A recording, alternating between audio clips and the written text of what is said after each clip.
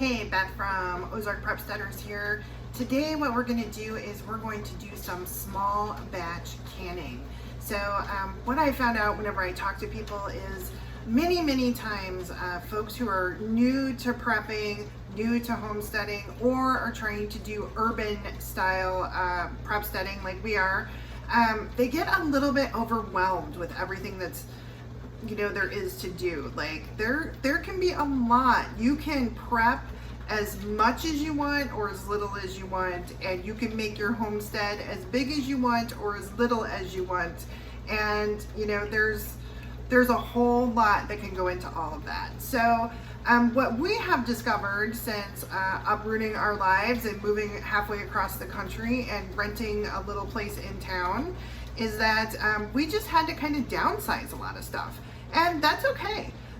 So I'm going to talk to you today about how to do some small batch water bath canning.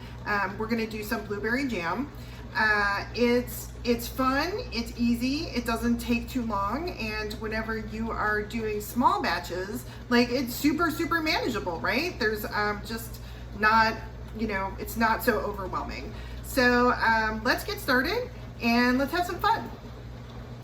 Okay, so the canning process starts with gathering all of your tools together. So I am doing small batch canning, like I said. We're starting out with jam. So I'm going to be using small jam jars. And these jars have all been sterilized already. I sterilized them all in my dishwasher. My dishwasher has a sterilizer function, but even if yours doesn't, generally if you run clean jars through the dishwasher, and dry them on the high heat cycle, usually that's pretty much all you need to do. Now these jars will still need to be warmed up a little bit before I put the jam in them. So we have some water going on the stove, and I will show you that process whenever we get to it. So I'll put a link to all the stuff that I use in the comments. Also, my jam recipe today is coming from the Ball Blue Book of Preserving. I have quite a few of these Ball books. I really like them, but you can use any good canning preserving reference. So this is a super simple jam recipe, as I said. So here are all the things that we need to make this jam. Super easy. So I already showed you my jars with the rings, and we talked about the rings. So here are the lids right here. And you can buy replacement packages like this. This is the knife that I'm going to use because I can't find my little mini spatula. I will sterilize it before we use it. This is to get the jars out of the hot water. This is the cool little metal thing for your lids. It's very cool. This is a candy thermometer, and this is a siphon. I had to use store-bought berries. I got really nice berries that were grown in the USA. I got 5 of these, which comes out to about 2.5 pounds of berries. And how do I know that? Because I weighed it on my scale. You guys, this is my favorite scale. I actually bought it for postage, but I use it in the kitchen all the time, and it's amazing. So I'll link down to that in our Amazon store, and you can check it out. This recipe, like I said, is super simple. It is berries and sugar. I also put a little bit of fresh lemon in because I just like that little bit of extra acid. Okay, so step 1 is to take some cool water and just pick through your berries. Make sure they're very clean. I'm just setting this on here just to use it as a stand, not because I'm doing anything else with it. Okay. So step 1 is to just go through your berries with a little cool running water, rinse them off, and you're just inspecting them for anything like this, like stems, and any bad berries. So the worst thing that can happen is you go through all this trouble canning and you had a couple of pieces of bad fruit in there, berries that were getting ready to turn or were a little damaged, and now your fruit is, your whole jam is ruined and no good, because that can happen.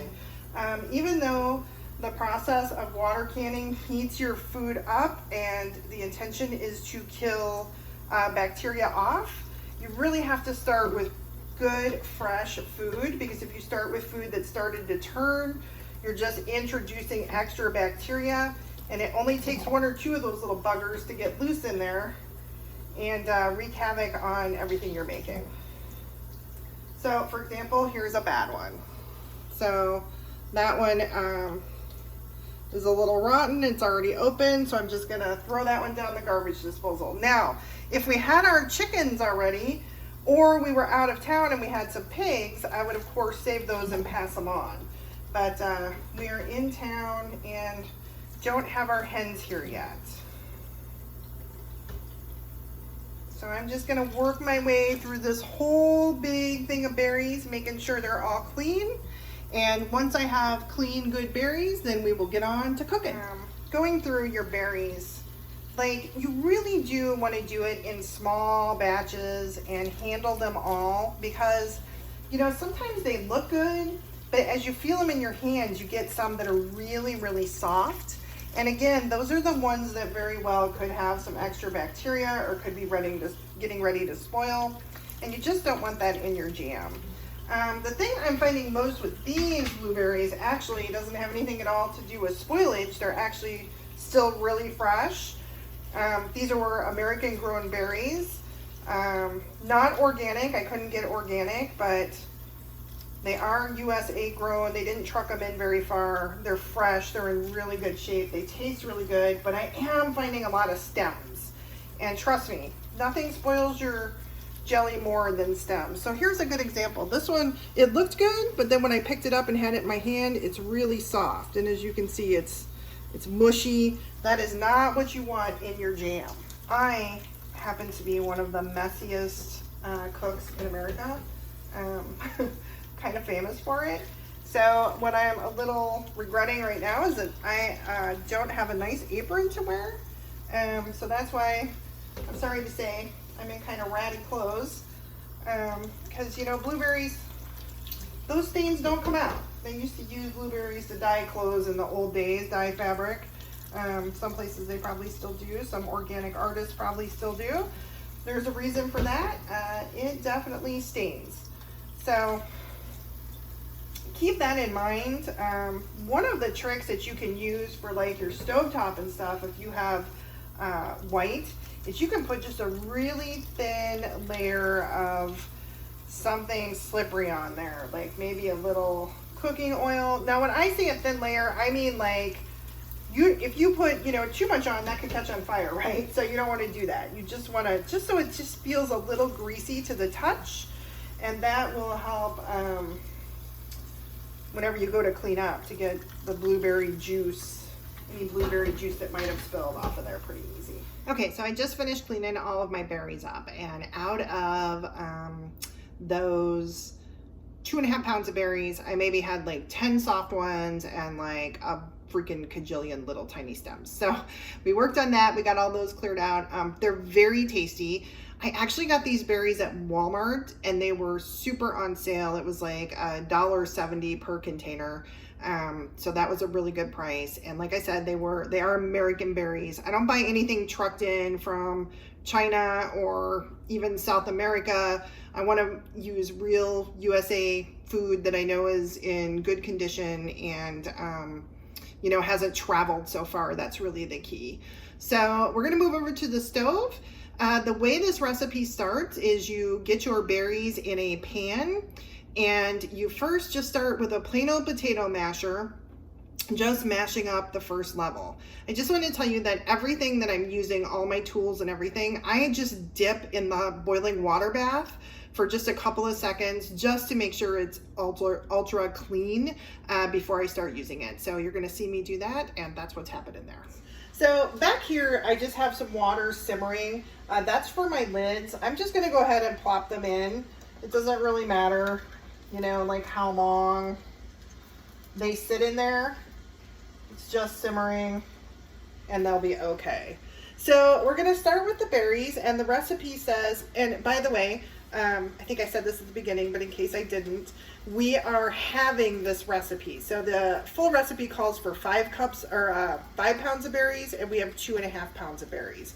So just make sure that if you're going to have any recipes for canning that your proportions are exactly as they are in the original recipe, because you can run into trouble if your ratios and proportions are off, and then things, you have a problem with your acidity content and stuff like that. So this one starts with putting a level layer of berries in the bottom of the pan here. My pan is not turned on yet. I'm going to go ahead and smash up some of these berries first.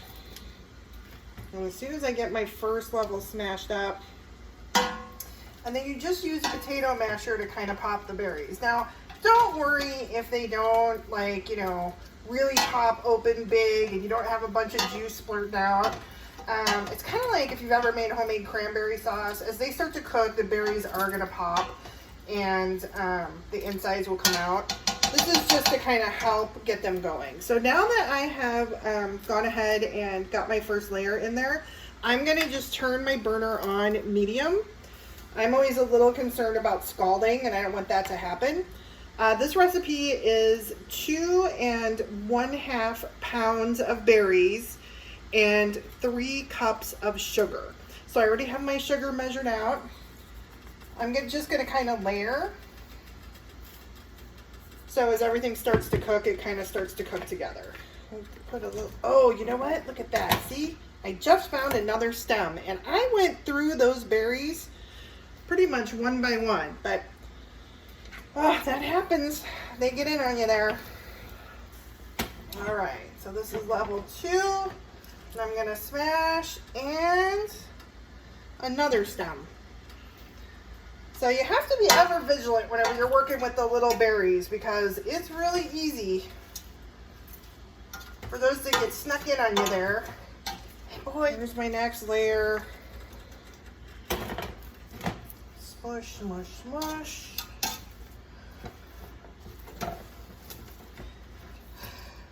All right. So this is going. This stove does heat up super fast. I have the ladle, which I have already gotten into my hot water here. I've just had this lid on here just to help this water stay warm. So like I said earlier, I dip everything in the water. Even though it's going to be cooked thoroughly, I just like to make sure if there's any weird bacteria or anything, it gets bumped off of there. I'm going to mix this around. It's starting to cook.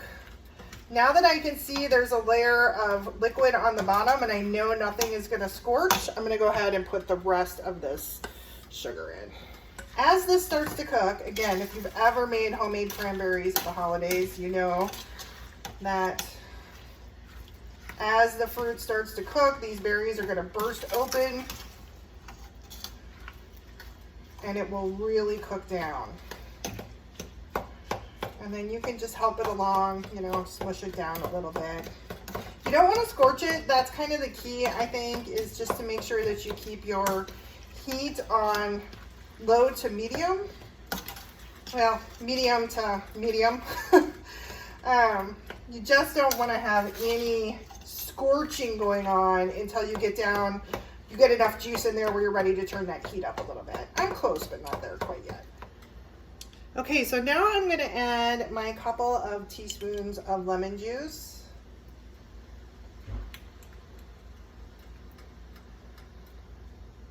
There are specifically recipes that do just call for, they're like a blueberry lemon jam. Those use a lot more of the lemon. I'm not trying to get the flavor, I just want to add just a little tiny bit of acid to this. So now we're going to stir. Now I have a lot of liquid. Can you guys see how much liquid is in there? So now it's okay to turn the heat up a little bit. So now I'm going to go up to medium high. And we're going to cook this down until we get to 220 degrees. I do have a wonderful candy thermometer here. We're not going to use that though until we get a little bit closer. As this is starting to heat up and starting to cook, I'm going to go ahead and get my jars down in this water so they can be warming up. And also lets me make sure I have enough water in here. because whenever we do the jelly, the jars need to be covered by at least 1 inch of water. It looks like for my taller jars, I might be a little short on water. So that's exactly why I do this. So I'm gonna go ahead and add a little bit of extra water to this as soon as I get these jars in there. I love blueberries. I just love them. And I kind of like a more rustic jam where you might, you know, even get a whole blueberry in your spoonful of jam.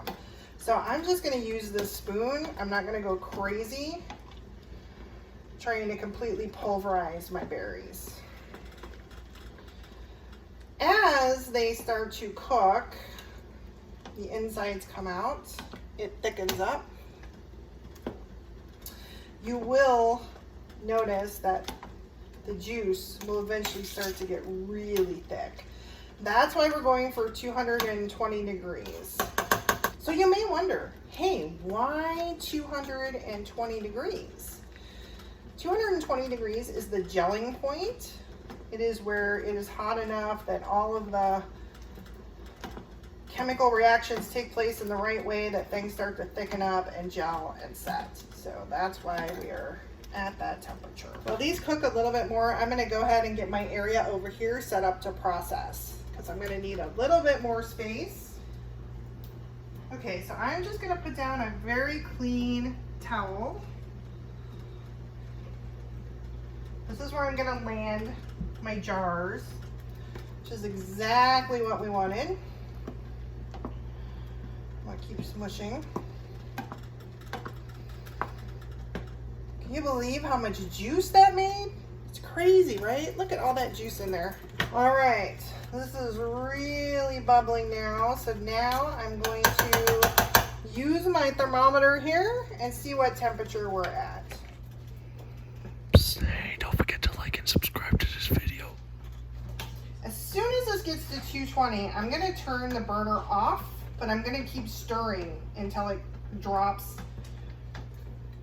enough that I know it's not gonna scorch the bottom of the pan, the jam on the bottom of the pan. Oh, this is beautiful, you guys. I'm so excited about this. But as soon as I turn this off, I'm gonna start pulling my jars out and getting them over here to cool off a little bit. You want them hot whenever you put the hot stuff in, but I'm always I'm a little klutzy in the kitchen, I'm just gonna be honest. I'm a little klutzy. And so I am always a little fearful that I'm gonna burn the crap out of myself. So I just like everything to cool off, you know, even if it's just a minute.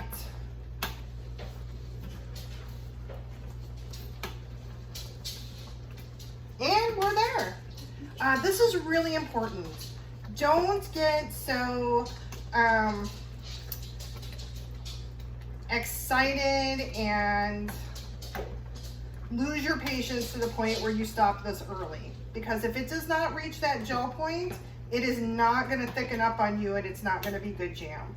So don't go through all this work and then get impatient and not get to the point you need to be at. Okay, so like I said, I'm going to turn this off.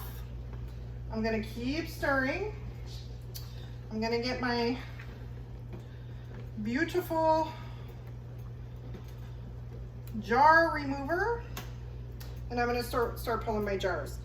Again, I am klutzy. The first time I ever canned, I burned the crap out of myself at this stage because you got to get all the water out of the jars, right? Well, here's the thing. You don't have to get every last bit because they're really hot and they will finish drying out on the counter. I'm seeing that I'm getting a little bit of calcification. So just an aside, if you reuse your jars and they start to look cloudy, there is a way to clean those up just by boiling them in a little bit of vinegar water solution. I believe it's 5%. Now I need to bring this water back up to boil because this is the water that we're going to be actually using to do our canning. So I'm just going to bring that up to medium high. I'm going to put the lid back on. You might notice that this is my pressure canner. What are my pressure canners? I'm using this as a water bath canner, not a pressure canner, and it will be, the difference will be the lid. We're just going to use a regular lid and not the pressure producing lid. All right. For this particular jam, you just need 1/4 of an inch of headspace which is just about up to the rim on your jar. So actually it looks like these little jars are probably about 2 full ladles worth. Okay. This is definitely full boiling, so I'm going to turn it back down.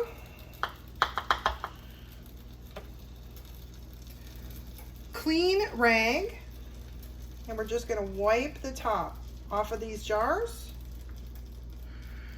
We're going to get our lids out of our hot water. Let the water drip off. Put them on. Line them up. Take our rings, which have previously been cleaned, and you just put them on just barely tight. And we're going to set that one aside. You can see I'm using jars of a little bit different shape and sizes, but they're very similar in the amount that they hold. So the other one was 2 ladles. This looks like it's going to be 2.5 to 3. So you just want to make sure that if you're using jars of different sizes, whenever it comes time to process, your water is fairly even over them. Like I wouldn't put a big quart jar in with a little pint jar because they process at different times. These, even though they are different sizes, are close enough that they'll process in the same time. This is one of the most important steps. If you do not get any kind of leftover juice or matter, vegetable, fruit matter off of there, you are not going to get the right seal. Now I can already see that I am probably going to need more jars than I thought, and that's perfectly fine. If you get to that stage, don't panic. We got our hot water. Again, we've already sterilized these jars, so we just need to get them heated. It's no big deal to drop a couple more lids in. That's why we use these awesome ball lids. And by the way, whenever we were talking about reusing lids, if you sterilize more than you need, they're absolutely fine to do it a second time. The concern is only if you're using lids that have been in jars that were used and maybe somehow were compromised. I'm gonna tell you guys what the very best part of this is whenever you are eating your homemade biscuit, or you know what I want you to do? I want you all to check out Living Traditions HomeStead. I'll link them up in the bottom. Kevin from Living Traditions makes homemade English muffins, and he has a video on it, and is it ever cool? As I'm finishing up here, I just want to talk for a second about headspace, and what you did not see me use for this demonstration was my clean knife. So, and the reason was because this is very liquidy. I wasn't really worried about there being bubbles. If you have something a little bit thicker, you'll want to go like this around your jar. Just make sure that you have all the bubbles out before you put your lid on, because that can really cause you some problems if you don't. You want to make sure your headspace is accurate. This headspace on this one is a little short. I want to add a little bit more, so I'm just going to pour some out. Again, that's one of the reasons why I don't like everything so smoking hot you can't use it. So I have to wipe this rim off really good. Now I can see we're okay. I'm just tapping this one a little bit because I did tip it over to put the stuff on. And there we go. You can see what a nightmare this would be without one of these awesome siphon things. And I have to be honest with you, the very first time I ever canned, we had apple and pear trees, and I made some caramel apple pear butter, which absolutely turned out amazing for it being my first time ever. But I didn't know about these. And it was so messy and slopping all over, and woo. All right, this is just about perfect. I've got a tiny little bit left in here, and that's it. So, all right. Next up, we'll be getting those back in the boiling water. This jam has to heat at boiling, covered by at least an inch of water for 15 minutes. So I'm gonna go ahead and get them in here, bring it up to a boil, and then we'll start the timer. And my water is getting super close to the top. So I'm just gonna use a pan and just siphon just enough off to get this last jar in here. All right, as soon as this is up to a good rolling boil, I'm gonna go ahead and start our clock. So I just wanted to show you that I had covered it, because you should cover. And as I covered it, because I still had a little bit too much water in there, it all just kind of bubbled around. If stuff like that happens, don't freak out. Don't stress about it. We had more than an inch of water on top, so if we lose a little bit, it's gonna be okay. Nothing major to worry about, and water is super easy to clean up on the stove, so just don't stress it if that kind of stuff happens. I'm gonna start a new channel called The Sloppy Chef. So I might actually leave this lid off for a few minutes. It is definitely boiling fine. The lid really is just there to serve to keep from evaporation. We have more than enough water. If we were just barely where we needed to be, first of all, it wouldn't be slopping over the sides. And second of all, then we would put the lid on to make sure we don't lose any more water. This can actually bubble down a little bit. We can lose a little bit, and then I'll come back and put the lid back on. All right, so our timer just went off, so our first batch of jars is coming out. Gonna pull them out, set them over here to cool. And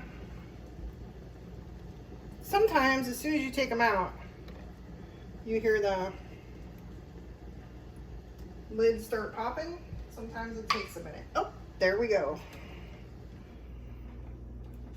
All right, so I've just pulled them out of the canner. They're cooling on a rack. I like to have airflow all the way around, and we're about done. That's how you make some pretty simple small batch blueberry jam. I did just want to share one more thing with you. Sometimes if you have a really hard water, your jars will get some calcification on them, and it doesn't affect anything. They just don't look very pretty. See how it has that white on it? It's just not attractive. So if that happens to you, once your jars are completely cooled, you can take some white vinegar, just plain distilled white vinegar, put it on a damp cloth, and wipe your jars down with that to get the calcification off. Now that I know that our water is this calcified, next time I will actually make sure that my cloth that I use to wipe the rims of the jars off before I put the lid on, I will actually dip that in vinegar as well, just to make sure we get any of that residual calcification off, so that we get a really super good seal. These are popping pretty good, so I'm pretty confident we got a really good seal. And that's it. I'm gonna try some of this out, and yeah, thanks for being here, and good luck making your own small batch blueberry jam. So as you know, the purpose of canning is preservation, right? So we had a little tiny bit left over from today. It is beautiful. It is going to be amazing. Look at how thick that is. And I'm about to spread some on a piece of toast and try it out. There's my toast now.